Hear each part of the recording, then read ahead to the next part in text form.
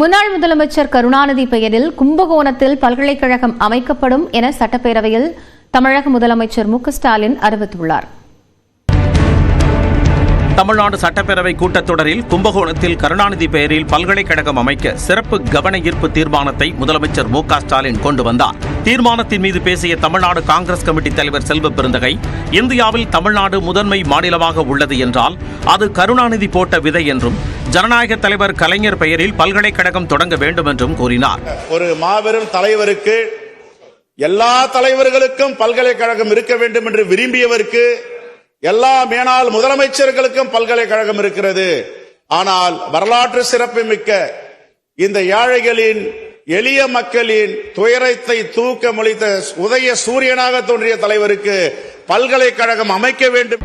பாமக சட்டமன்ற குழு தலைவர் ஜே.கே. மணி, காமராசர், தந்தை பெரியார், எம்.ஜி.ஆர்., ஜெயலலிதா பெயர்களில் பல்கலைக்கழகங்கள் இருக்கும்போது முன்னாள் முதலமைச்சர் கலைஞர் பெயரில் பல்கலைக்கழகம் ஏன் அமைக்கக்கூடாது என கேள்வி எழுப்பினார். சமச்சீர் கல்வி என்ற திட்டத்தை இந்திய திருநாட்டில், தமிழ்நாட்டில் அறிமுகப்படுத்தியவர் முத்தமிழறிஞர் கலைஞர் அவர்கள்.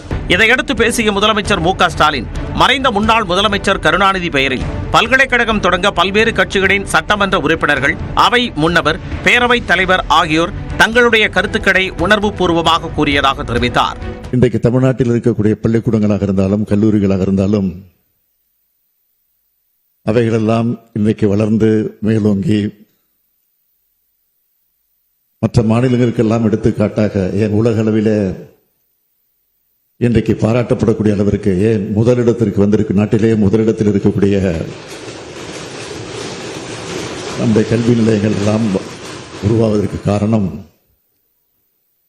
பல்வேறு தலைவர்கள் இருந்தாலும் அதிலே முக்கியமான தலைவர்கள் ஒருவராக நம்முடைய முத்தமிழறிஞர் தலைவர் கலைஞர் அவர்கள் விளங்கிக் கொண்டிருக்கிறார்கள்.